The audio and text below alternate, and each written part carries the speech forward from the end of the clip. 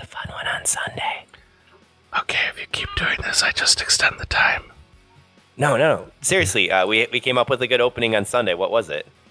I don't know, but you can. What? You weren't there. Ooh, I wasn't there. right. Draz Sheep. What was it? We were gonna make a joke about resealing deck glue. Deck glue? What? Yeah, because the decks were so poor. We were gonna reseal It's sort of decks good. and sell them on the secondary No, market. I thought we were gonna pretend like they were sealed decks. No, that's just what you do because you bring Yeah. Well, I was Archon gonna- decks to sealed tournaments. Right. I was gonna Because review you're my an asshole. Double Dust Pixie Nature Call Key Charge Yeah. garbage. I mean, it was Dude, do you all too realize that planned. I lost by turn 4. He forged 3 keys. He went first and finished on turn 4. Did you guys see this deck? Triple Dust Pixie's Nature Call Key Charge. Is that any good? That's not good, is it? But I've never had a doubt. It's like no matter what I do, I can't convince you for once just to hear me out. So let go, watching you turn your back like you always do. Face away and pretend that I'm not, but I'll be here because you're all that I got. I can't stand the way I did before. Don't turn your back on me. But what's going on, guys? I am the one, the only, the WOOKIE, joined here by the normal cast of Misfits. We'll get into Drazvore's cheating in a minute. But we got Sheep. Yes. We got Ewok, JR. Hello, Keyforge community. And the Smoke Show, Drazvore. Hey guys, how's it going? Has that nickname stuck yet? I'm really trying hard. I mean, we keep saying it. We do keep saying it, but what were you going to say? I mean, we're talking about It was sealed. just a feeder for when he loses at a top table again, and we get to call him the Choke Show. Right. Ugh. Absolutely. The Choke Show. Ooh, I like that. I dig that. Me. That's me. I never win anything. Yeah, I don't know. you win more than me, I would say. I mean, I play Wh- more wh- than you. I mean, it's what just I'm looking odds. what I'm looking at is that KFPL Sheep moves on, so you must have won something. Yeah. Oh no! I am facing Maverick in the KFPL, and his low deck is a 90. He's got some monsters. It's not looking super promising, but yeah, I'll do my best. You got Square Bus. That's No, I sass don't. mean. Wait, what? Not in Did the you KFPL, I don't. Oh, that's right. I was going to say, it's a bus that's square. How can it lose? Do a bus that's round. Well, lots of round buses running out there. But what's going on, everybody? Thanks for joining. We got a ton, well, not a ton to go over, but we do have some stuff and things that we want to kind of highlight here at the beginning of the show, like we normally do. Drazvore would like to, I guess, highlight ABR. Drazvore, what you got for ABR? ABR's great. I didn't put this in here. Somebody wanted to say Oh, something I about thought you ABR. did. No, Because you also put in the show, you also put in the Discord chat, could also talk about ABR, sealed adaptive. Oh, so that's the Well, sealed that- adaptive. That's one of our short topics. So we'll Mhm. hit that in a moment. So Oh. I think that ABR is going very, very well. It's a fun team. Got a great team. I'm enjoying. I will say Triad was a little bit rough on our individual team. I tried to go ahead and play some hard R with DT, and DT let me down. Let me down real bad. What? But DT best outside of set that, ever. It let you down? Actually, it has straight Amber Burst, and it had a lot of potential, but I needed to have one of the Amber Control cards, and that didn't happen in 2 games. So some days, I think that there's a podcast or something that says draw better. Yeah, Meh. we should listen to that one. Whoever it was, you should listen to it. As my daughter But is a flipping out. ET delivered. A key cheat delivered? Is a key No, my cheat saved? DT. Yeah. I played a Oh, DT deck with DT field delivered. adaptive It is as DT. well. Okay. Barely, and it only delivered because goofy interactions were going on. So Kaup, the deck I was playing against had a Kaup, which is the 2-power unfathomable creature that says you can only play one of each type of card, so 1 action, 1 upgrade, 1 creature, 1 artifact. That's all you can play per turn. And the deck also had 4 of the 7-power taunters. So it was real Is hard. that what's his name? The Seabringer. Yeah, Is Or it whatever. Seabringer? Yeah. Oh, a Seabringer. I can Seabringer picture the Control. art in my head, but I can't remember the name to save my life. Arts don't have art. The- Oh, I well, like the art on that one. I think it's cool. Like there are a lot of cards that like I can picture the art and tell you exactly what it looks like, but I have no idea what the name is. And then Okay. there are plenty I of can do the cards where I opposite. could not. Yeah, I was gonna say there's plenty of cards too where I know what they do, I know the name, but I couldn't even tell you what they look like. I might actually fail the art test if I was to just get given a bunch of pictures of cards for Keyforge and be like, "What is it?" I get the house. Name that'd that be the end of my Pokemon. Yes, I can't do that. Dan Pokemon loses either, If you every but, time. if you needed to fill in the blank, most likely, if you had like selection of cards, you've seen like the titles there. You've seen so many cards. I guarantee you could deduce it. I wouldn't get Sanctum creatures. They're all just dudes in armor. yeah, those are hard. Yeah. So, Hey, let's be fair. There's a lots of females in armor as well. but like, That's how true. really kills Think Twice. Mm-hmm.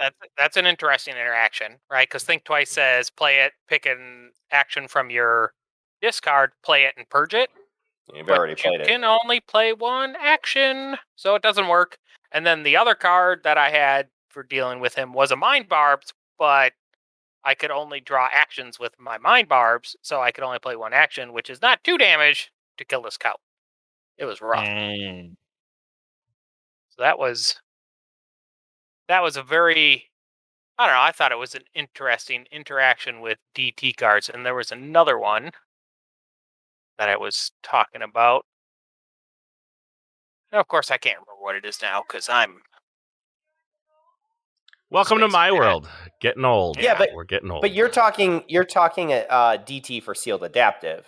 Well, yeah, this but past- just interesting interactions Yeah. in general. The other one was another card that you don't see played a lot called Diplomancy, Mhm. which it's a bad action from Saurians with alpha on it, and it says play it, and until the start of your next turn, creatures gain before fight exalt this creature. So before they fight, they have to exalt. But I had a Sensor Philo playing my Amber Bank in that game, so I had a Sensor Philo with a bunch of Amber on it, and his plan was to fight it down, but I played that Diplomancy, so every creature that fought would get an Amber on it, and then Sensor Philo says he can't take damage from creatures with Amber on him, so he couldn't actually fight it down. Now, this is not good, but it was fun and interesting interactions that you wouldn't necessarily think about because they're kind of edge case stuff, because they're cards that don't get a lot of play. But that made DT fun for me and adaptive. Like, Did you win? I barely won. Hey, winning is winning. Yay. And mostly because of that Diplomancy, and he went into a fight turn and then started fighting and went, oh no, realized his mistake. And it's like, what can you do to, can't really turn that back. Right. So, You can go into manual mode. I've heard the concede buttons on the top right. That's what I've heard. Word on I the street. It is. I'm a fan of the concede button. When I get, when you play the last card on your turn and I know I have no answer for it and no Amber control left, I will hit the concede button. I don't You feel don't the take need a to play out spite that turn? I do not feel the need to finish out the game. I have lost the game. You don't need to see what else I can do. Good game, you. I'm going home. I need the moral victory. Just like playing Pit Lord for no apparent reason. Because I can. It's not a spite turn. It's playing it out so that your opponent has the joy of taking that solid victory. Just finish it to the end. I mean, hey, whatever helps you sleep at night, I call it a He spite got turn. the win. He got the win. Let's get on to the next round. Okay, fair enough. Is it best of 3? In this case, it was adaptive. It's So, adaptive? yes, it was Okay. standard adaptive. All right.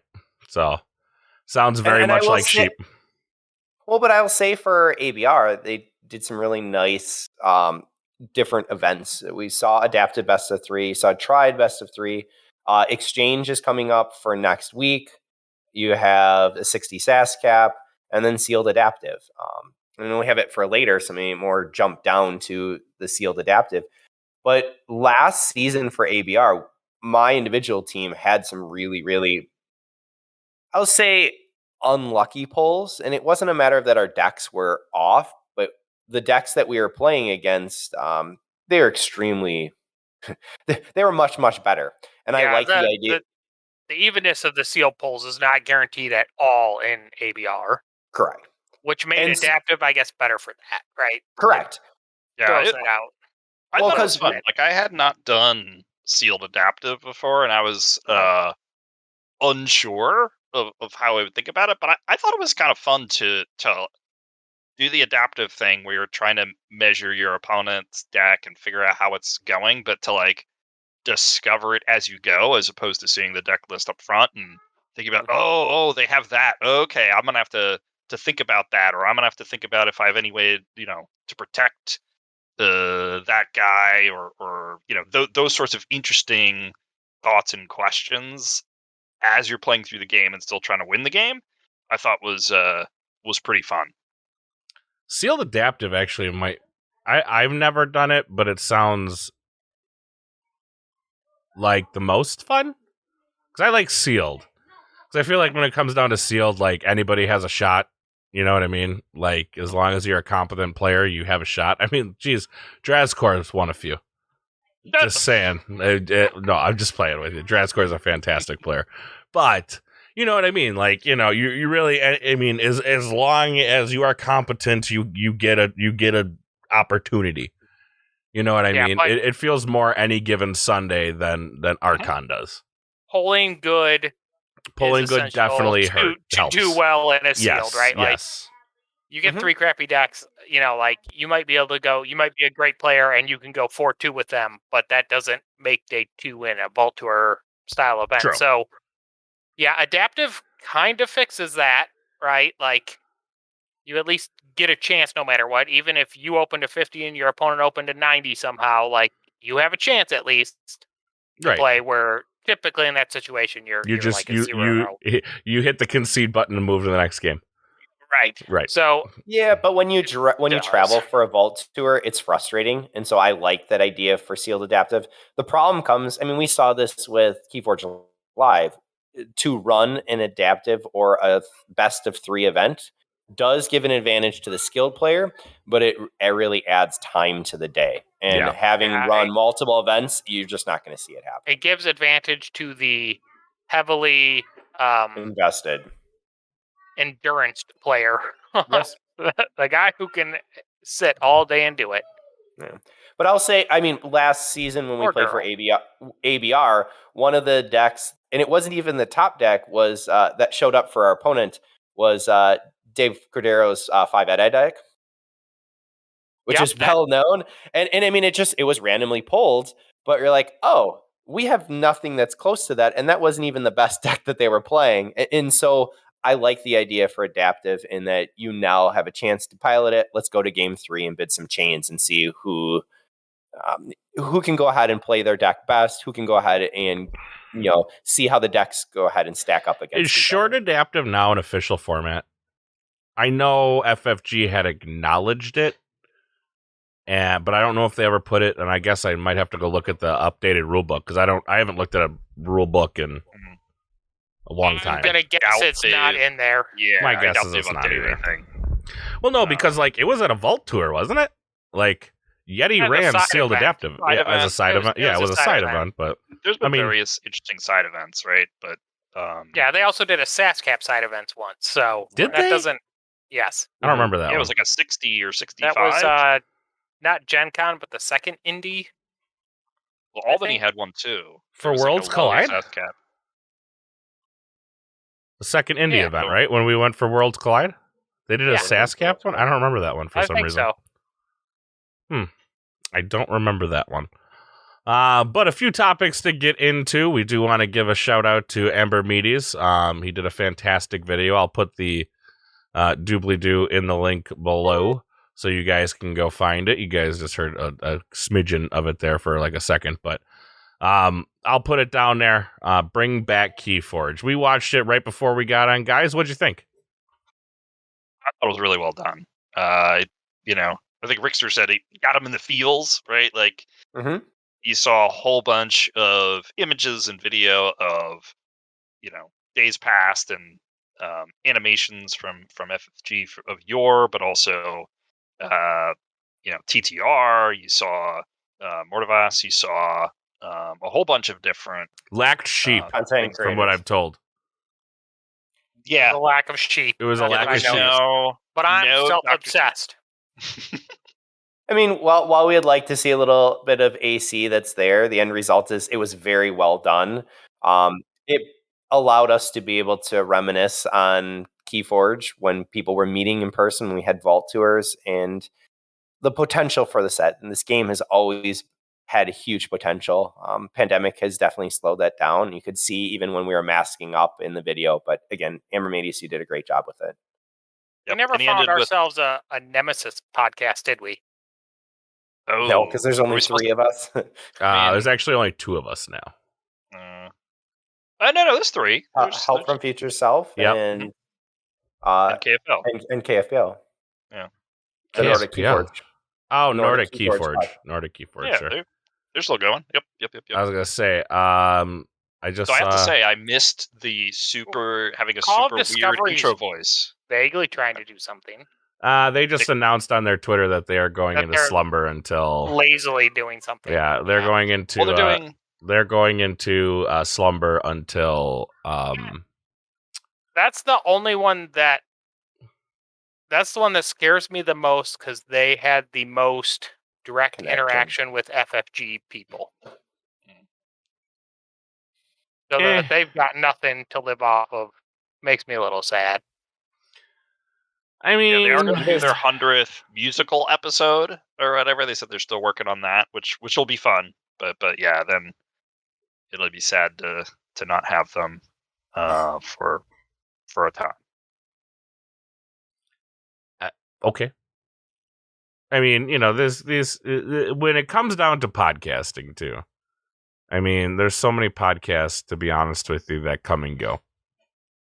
Mm-hmm. You know what I mean? There's a lot that do 2 or 3 shows that never go anywhere. Right. So, I mean, I don't know. Like, it's interesting, right? Because, I mean, even in the... How long has AC been around? Is it 2 years, 3 years now? Is it 3 years? Yeah, 3-year anniversary. Yeah, we did 3 years, right?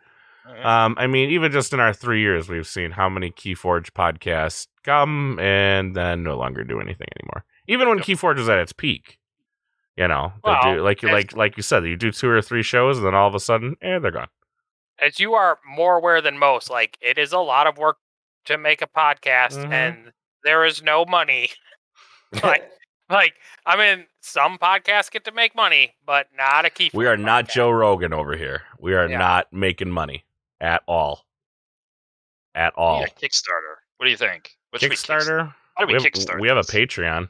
We have Patreon. So, yes, you could support our habits and even just stopping by on Discord and saying, hey, thank you. We appreciate it. It does help keep this rolling for ideas, for motivation. There's a lot of time that's put in, if nothing else. I mean, yeah. I mean, I'll tell you, one of the biggest things is I mean, there's no money in it. You're going to spend more money than you make. Even now, freaking Spreaker won't allow me to use, allows me to use the same coupon I've been using for 3 years. So, What's going on? What's that? Spreaker? Yeah, they stopped. I used to have like a 40% off coupon. And then this last go around, they're like, yeah, you've been using the same coupon for like 3 years. They wised up. And so no. And I'm like, damn. Because it wasn't too bad. It was $20 a month. Now it's $40 a month, $40 or $50 a month, one of the two. And it's just like, you bums. Well, let me use my coupon. I have a coupon. But yeah, they got smarter, and they're like, seems to be you've used this coupon before many times. It's like, no. But what can you do? You win some, you lose some, you move on. I still enjoy getting with you guys every week, even though it's a mad scramble on Wednesday to figure out what the hell we're going to talk about on Thursday. Hey, we have the list. We do have the list. There's so much information coming from FFG. We really have to pare it down and decide. Just buckets of information. Buckets of information. No, I mean, and again, I have to get better at it too, because like all of a sudden I'll be like, that's a great idea. And I'll be like at work in my store, and it's like the one that I came up with for today. I had that idea like 4 or 5 days ago. And like, I just never wrote it down. So then I just forgot it until like I'm doing like jewelry count. And I'm like, oh yeah, that's what I remembered. And I actually wrote it down. and Gotcha. putting it in Discord, going like, here's an idea, guys. I think that it was all about our game yesterday, Draz. That we set right. up. I mean, for sealed. Should we talk or about that was that? Tuesday. We should. Tuesday? The Yeah. Drazvore, This- the Drazvore, the miracle on ice, known as Drazvore. I don't. They're don't gonna think make that a was Disney movie miracle, about it. But Yikes, I will say I was absolutely humiliated by Drazvore on Tuesday. So there you go. I Yeah. pull an deck, and this is where I need to play sealed adaptive. Drazvore, you went first, Mhm. and I don't remember what you played.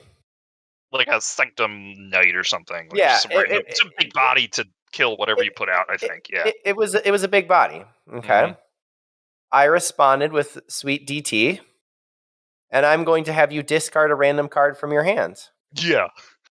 Yeah. Oh, look at him laugh at it now. Look at him laugh at it. Okay. So I love the little, like, you could just hear him smirk. Like, you can't see him, but you could totally hear, like, the shit-eating grin he just had on his face. Oh yeah. Well, it's great because I discard, and it was a Sanctum creature, something else that was Something absolutely stupid. pointless. Something But that did not matter. I finished my turn, play out some creatures because I'm playing I got some creatures, and he laughs and he's like, "Yeah, you didn't hit what you needed to."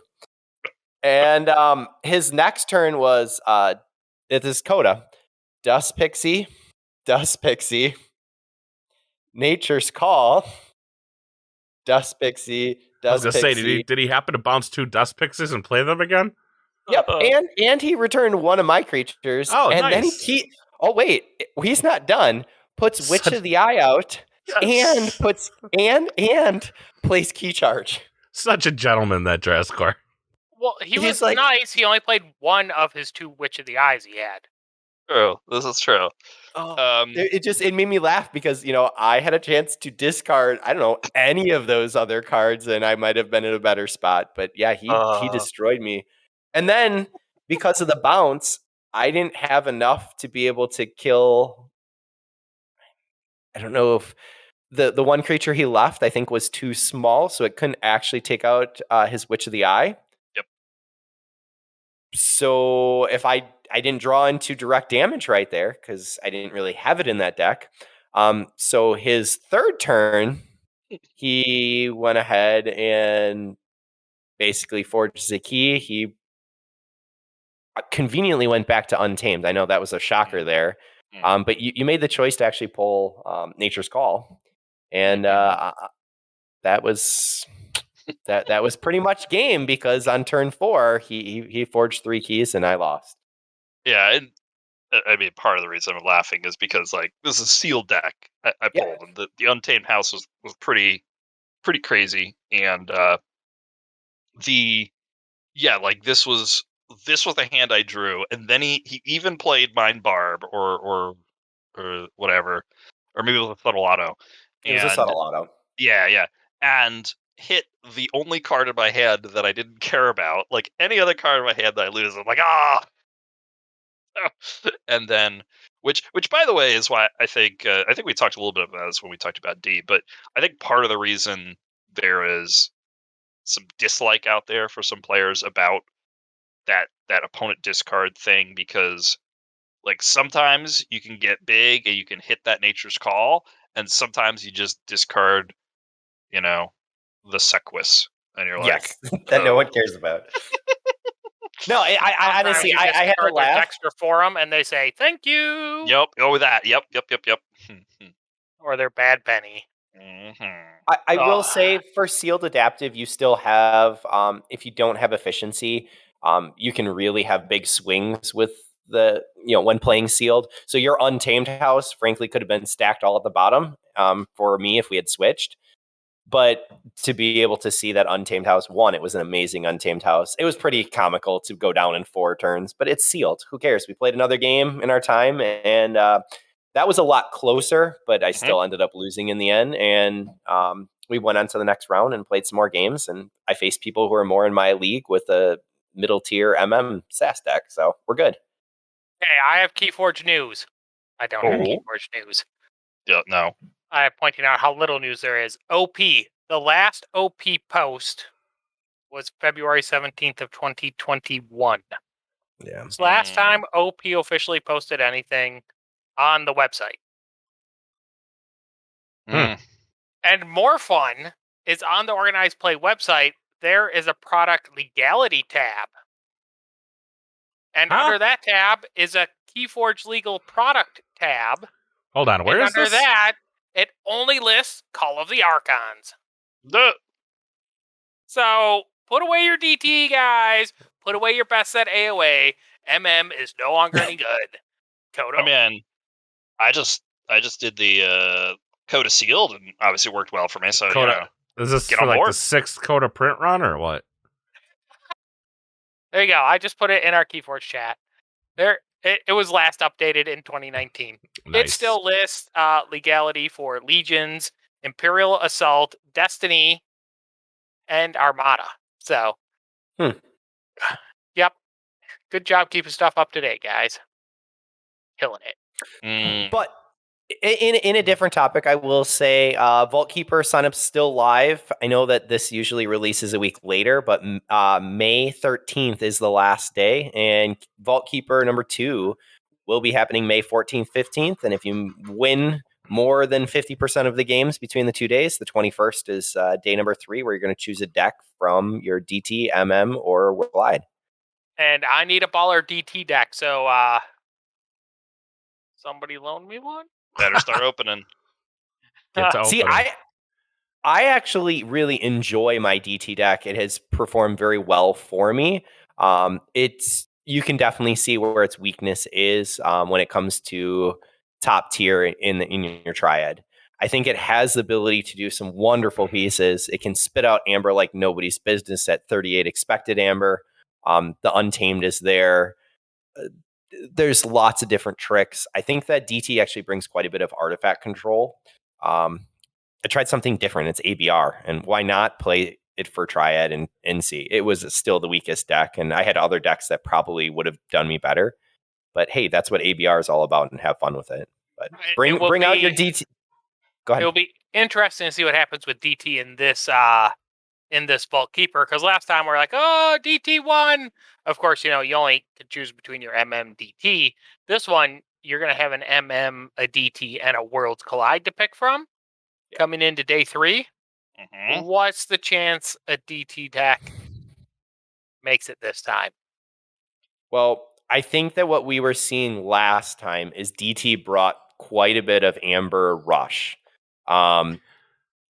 With that, we also saw Roof. Oh. Did I lose Ewok? Hello? I can't be the only one here.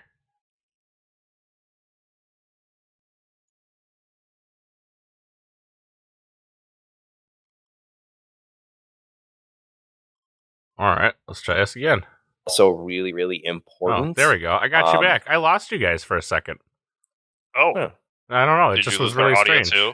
This is a nice Yeah, dead spot. yeah, no, it's recording. I just all of a sudden Ewok was saying things like he was saying Ember Rush and then he was just gone. Oh. It was It's really a good strange. thing cheap backup records. Yeah, we're not going to use But not his own microphone. Yeah, we're Just not everybody going else's. to use that one.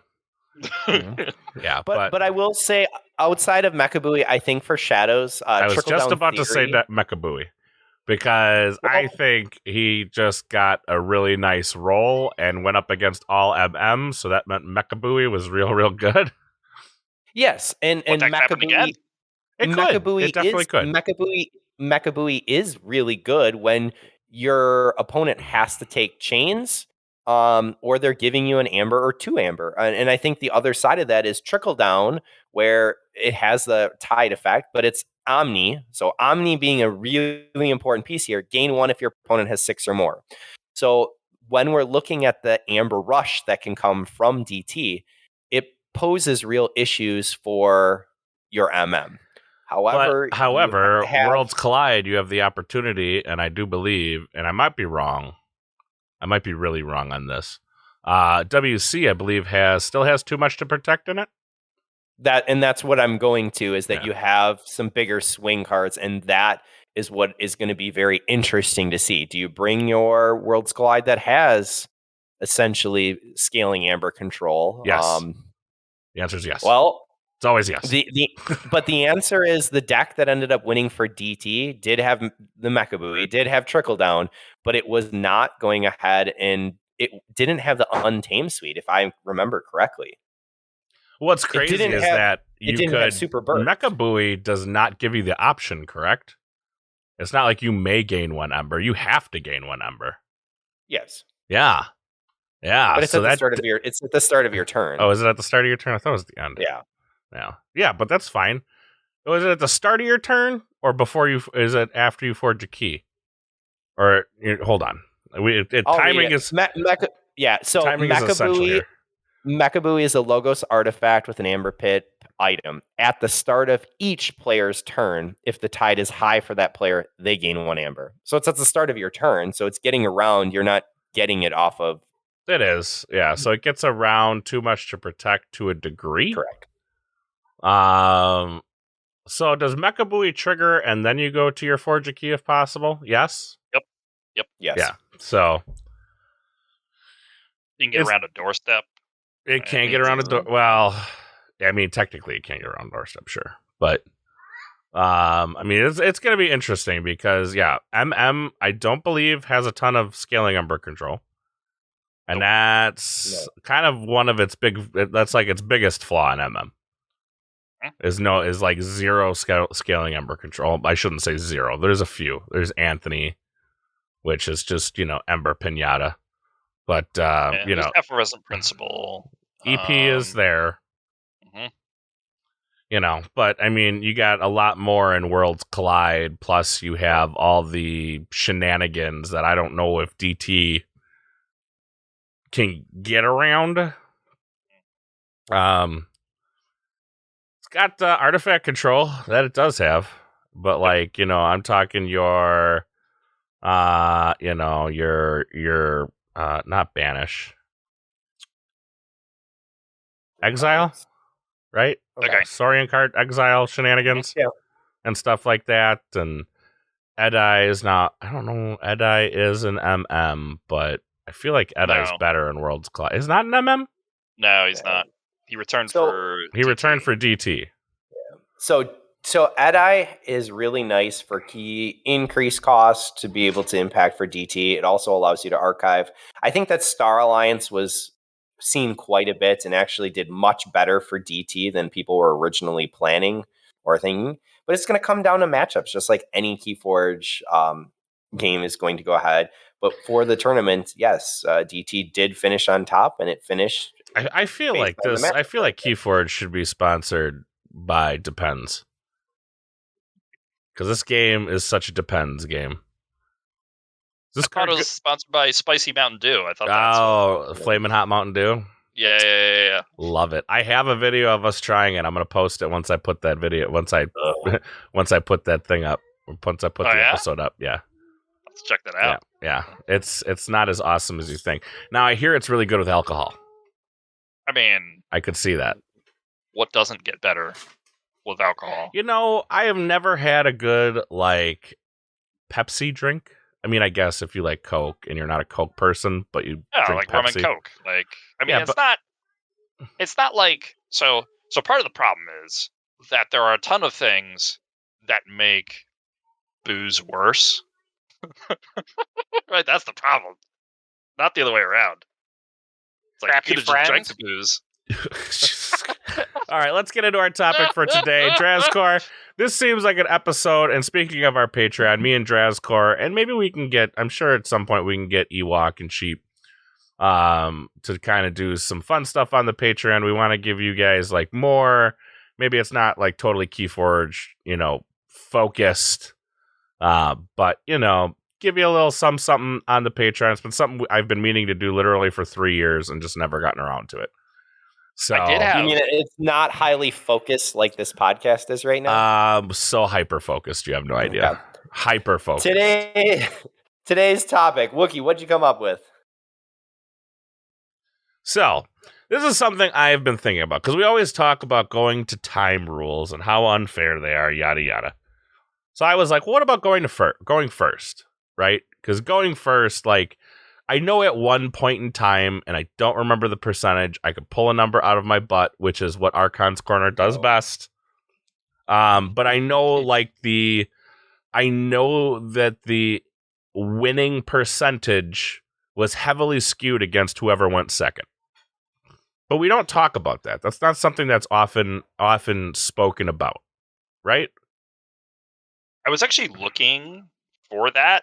I was trying to find that post. Or this was whoever back said in that at like some Coda or AOA days when Yeah, people were still couldn't keeping track of it. Find it.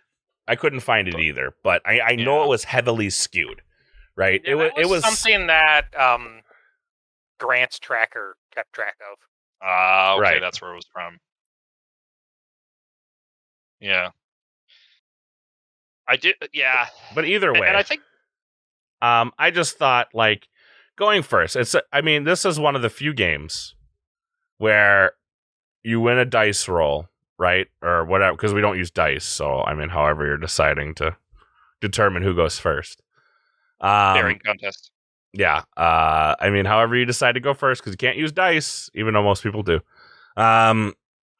You don't get a choice. You're not like, hey, I want to go first or I want to go second. And like, there's a lot of decks out there. See, like, but if you look at like Magic, like it's heavily skewed to like who's going first, and then like that's the person that wins more times than not.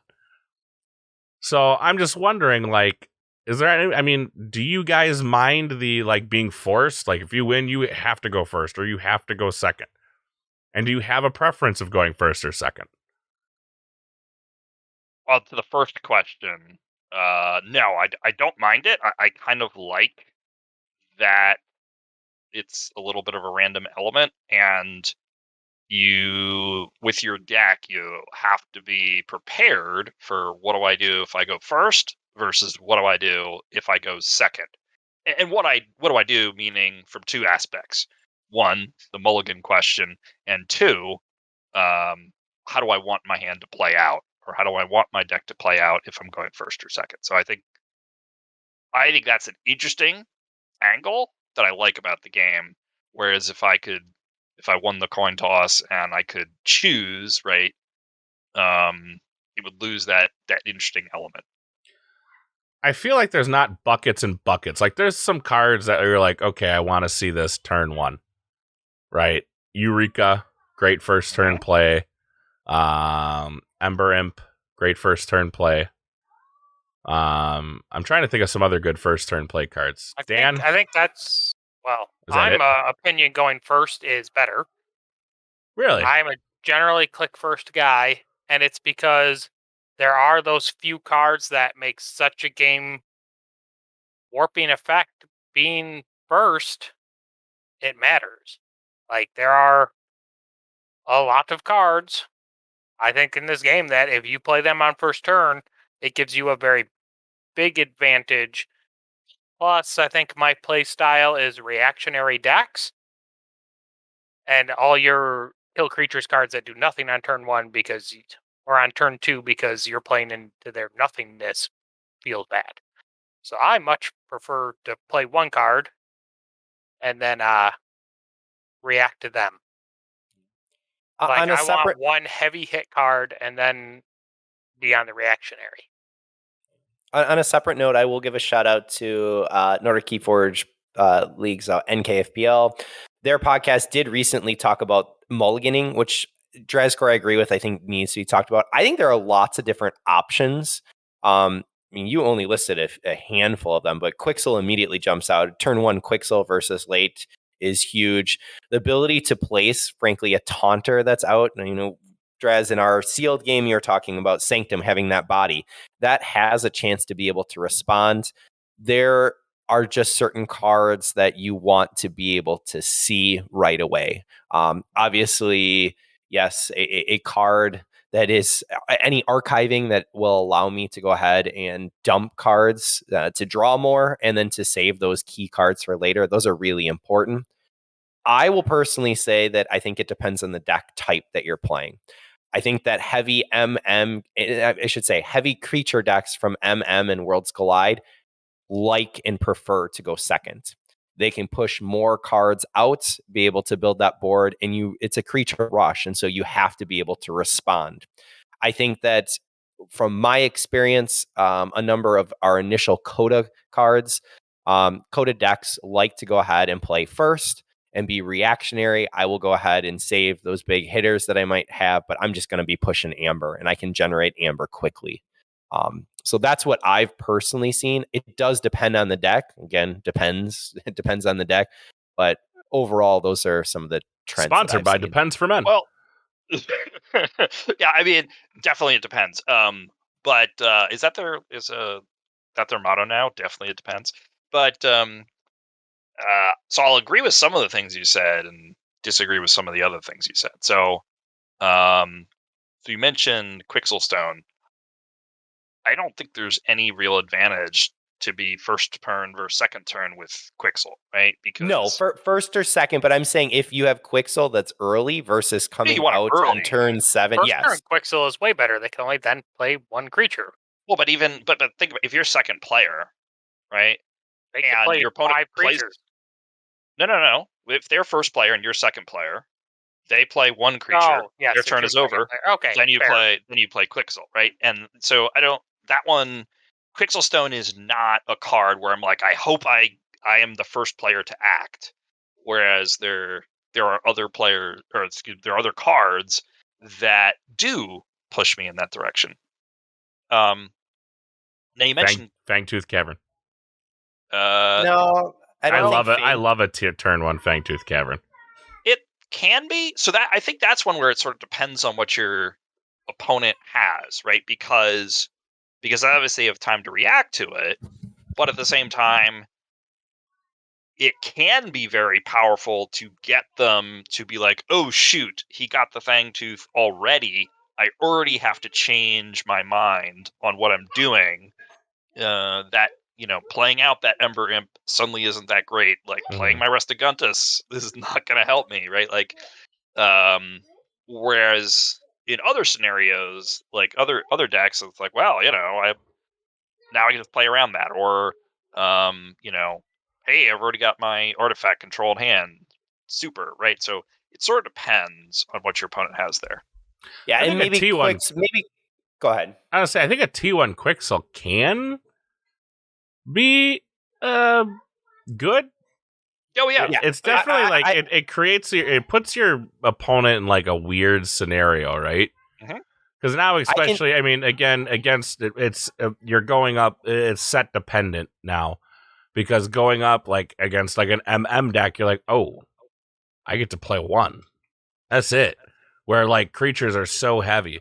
Quixel v like AOA, like you put them in this weird scenario where it's like, okay, what?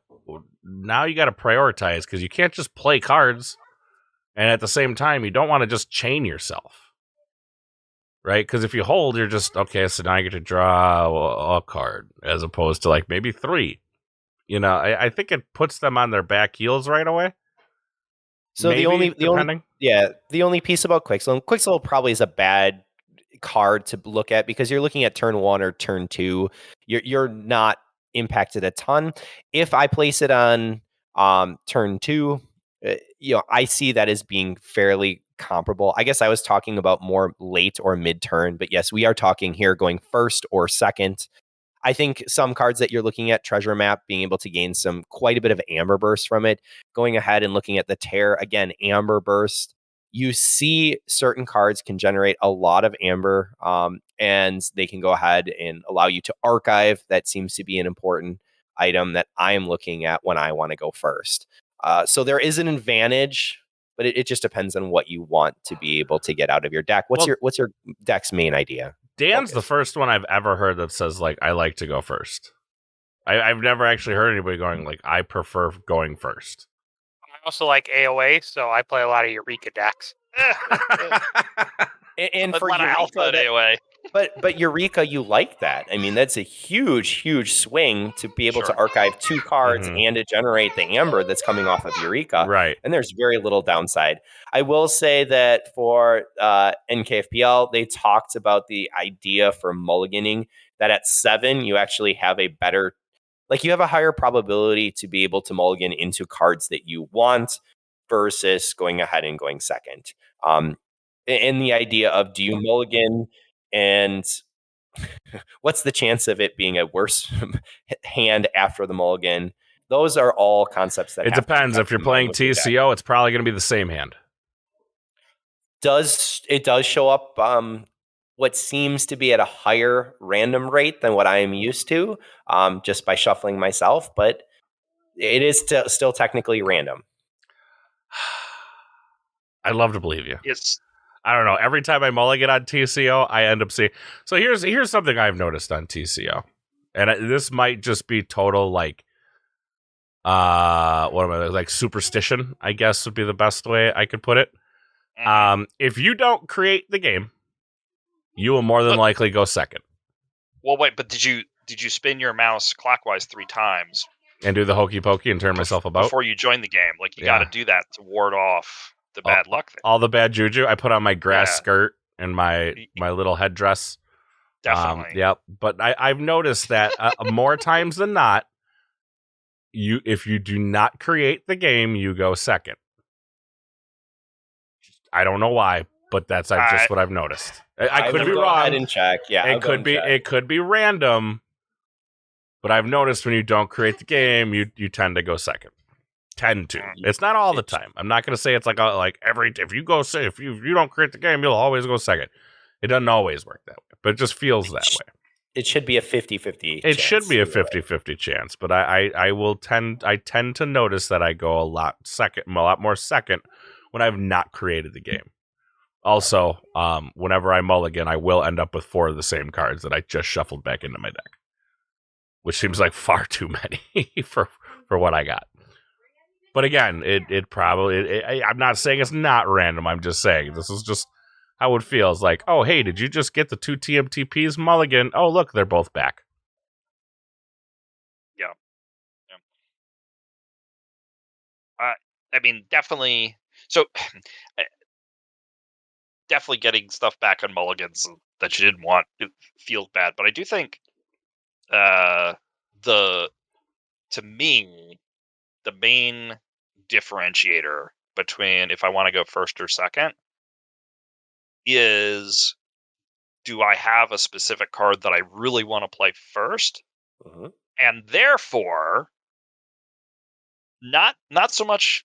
Sometimes it can be, and I want to play it before my opponent does anything. But often that's not as much the case as if I am the first player, I draw 7 cards. Right, that's a slightly better chance of getting it. And if I don't have it, and I just hard mulligan for it, I'm drawing 6 cards. So again, a better chance to get it than if I were going second. And so to me, that is the stronger reason to try to go first, because I've got, I really need my Jar, or hey, if I can get my Amphora Captora early, or if I can get my Transporter platform early, I want to get that. Even if I'm not playing it as my first card, I want to have it in my hand, and I want to increase the chance of having it in my hand. Do you feel when you go second, do you, and obviously open up to anybody, and we're kind of getting off the beaten path here, but do you feel like almost obligated to mulligan? No. In fact, I still remember I think it was Bouncing Deathcork, right? Who had a rule of thumb about mulliganing that I still remember, and I, to some extent, think it's still right often, though I think what I just mentioned about, do you have something that you really, really want early is maybe overrides this, but I think what they said was something to the effect of, if you're the first player and drawing 7 cards, you should be thinking about, can I get a better hand when I mulligan? Because you right? You're playing one card, there's sort of no penalty, redraw. And then versus if you're the second player and draw 6 cards, you should be thinking about, can I do worse? Because you're going to end up with a 5-card hand, right? If you could have a worse 5-card hand, then maybe you shouldn't. Like maybe you should just go with what you have, which I do think if you're not really trying to get something specific, it is a good way to think about it, right? Because even if you don't have the best cards, hey, sometimes just being able to play out 3 cards when you're on turn 2 and start moving through your deck more quickly, even if they're not amazing cards, is sometimes the right way to go. Sometimes that's the thing to do. I don't know. I guess I feel almost like it's always right to mulligan, depending on the hand. Sure. But, it's always better to mulligan going first than it is going second.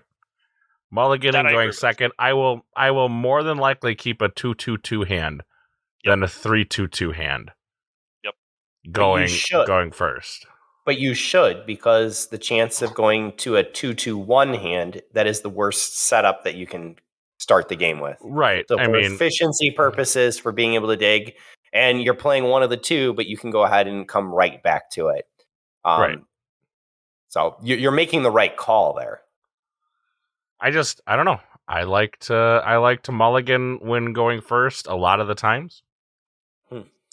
Just because I feel like, I don't know, depending on the deck. Like if I find that card that I was looking for, or what that card I want to play, I'll keep. I mean, lately I haven't been mulliganing anything. I just keep whatever's in my hand and go, "Yep, YOLO. This looks good. Doesn't matter what it is." I think there's Archon's Callback from DT is a phenomenal opening card. I think that Captain Val Jericho brings so much efficiency right away to be able to play. I think that even going ahead and seeing Zenzik, extra draw, mother, daughter, those types of cards can be extremely powerful going first. But I have to look at what the deck is and how many chances do I have at those cards? If I have a higher probability, is this my top tier deck? Well, can I get to the items I need to efficiently? So I'm not really concerned if I go ahead and mulligan or if I draw.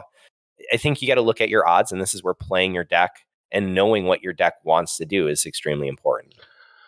So is this a non-issue then? Am I just creating hubbub for no reason? Yes. What?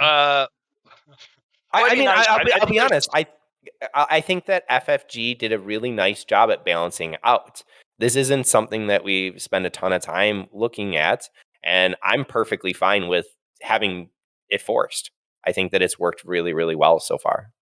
Because, I guess I see other games and are like, oh, if I go first, here's my strategy. If I go second, here's my strategy. Mm-hmm. Where you don't see, I don't really feel like I see that as much as in Keyforge than I do anywhere else. You think so? No, I think there is some of that. Right now, it's deck dependent, right? But there's definitely and sometimes very much matchup dependent, right? Like, let's say I've got a card like Restigantus, right? And if I'm looking at my opponent's deck list, right, and I'm like, they don't have a lot of spot removal, right? They're relying on a bunch of big bodies to take care of this, and maybe all that spot removal is bunched up, right? I might be very interested in being the first player and playing Restigantus and blocking that one house, thinking I've got potentially have a shot of putting them in a real bad spot. Whereas, alternatively, if I have Restigantus and I'm looking at their deck list and I'm like, they've got all sorts of spot removal all over the place and board clears, like this is not like an unprotected Restigantus is not likely to live. I need to, I'd much rather wait. I'd much rather play out cards, generate a scenario where I think I can more easily block them with, taunt or with, board clear, and then putting them to blocking the house they haven't played in a while, like generating a scenario where I'd rather go second to move through my deck slightly faster out of the gate that suddenly becomes the thing to do. Even card knowledge, being able to hold Russian Guntus till later in the deck where you can see, okay, they've played most of these two houses. You know what's been played, and you can again, Sheep was talking about react, but Resting Guntus is a great reaction card that can set you up to be able to finish keys or frankly lock the opponent out. But it comes later. It's much more powerful than early. And so I think it totally depends, right? Depends on what you have. Depends on what your opponent has, right? I do think the set depends somewhat. I know you said that with Coda, you thought going first, Ewok was maybe better. I don't know. I felt like Coda was Well, was a bit of going second. During was Coda, better during because- Coda and AOA, like going second was again. I think Sheep was right. It was on Grant's stat tracker. Going second was definitely like head and heels better. Like your win percentage definitely went up, or your chances of winning definitely went up by going second. Now, again, I don't think anybody's really tracked that since like AOA. So like with Worlds Collide, when we do have things like Val Jericho and I'm trying to think Kirby and all these cards that have a lot of play and then just play more. Like you didn't have a ton of that in AOA and Coda. You had things like lab work and rusty lab work, sloppy lab work. So it'd be sloppy lab work. You're looking at treasure map. You're looking at the terror would be a solid play. Yeah. You do have limited pieces that came from Coda. Bingo. Coda can go ahead and lay out quite a few reaction pieces. Did you win, Sheep? I did. I just heard bingo. The terror, bingo. I think even going ahead and playing an Amber against Coda, you can go ahead and have that stolen right away. You can go ahead. There's cards that can respond to it. What's the card that if you have one Amber, Ghostly Hand? Ghostly Hand. Love it. So then all of a sudden it's worth 3. These big Amber generation cards off of it's a swing to get you to 3. It's big going second. Yeah. So Coda had that chance. I think what we're missing though that hasn't been talked about, and it's more a board game piece, but when I ran a board game at the convention this past weekend that I wasn't invited to. It was for charity. For I like charity, but Crown of Amara Giving, is not receiving. Don't lie. You're looking at it's a worker placement game. You're playing a card, and then you're going ahead and performing that action. Having access to all 9 cards, overwhelming. Limiting it to 3 speeds up the game. And I think that's what it does for Keyforge as well. You don't have a choice. You're going first. You're going second. Done. Make your decision quicker. Otherwise, we'd have people who will stare at their hand. Well, could I go first? I can do this, this, and this. Can I go second? Here I can do. It's a nice way to get into the game, get it rolling, and just enjoy your game. That's cheap. Can you imagine if, like, before the game started, people were typing thinking at you? That's your dream, right? How many people I'd be stabbing? Through the internet. Through the internet. Oh, man. Yeah, I mean, I don't know. I guess I'd like the option if I've won the dice roll. But, I mean, I do like, it's one of those weird things where it's already such a damn long game. Where you've got games that are 30 some odd minutes and going to time. Where like, okay, roll dice, you win, you go first. Like that kind of like, this is just quick and easy and done. So I do like that aspect of it, but I don't know. I wish sometimes maybe I had the choice if I've won, but I mean, in the end, I don't know. Like I hear so much about going to time and how unfair it is. I'm like, well, is it equally as unfair for who goes first, who goes second? I don't know. Maybe it is, maybe it isn't. I figured I'd see how you guys felt. See how the community feels. I feel like, yeah, the choosing would be that rule would be there leaning towards the super experienced players, right? Not the more casual players, right? Because the more casual players, they're not going to have. They're not likely to have the knowledge, the information, the experience with the decks and whatnot to be like, oh yeah. In this scenario, I should go first, or this scenario, I should go second, right? But they may be trying to figure it out, and is that a fun thing for those folks? And I think not having it doesn't really take away from the game, and so don't put it in if it doesn't if removing it doesn't take away from the game. Is one design concept that I know designers like to follow sometimes. Like I said, I figured maybe there was something I was missing here.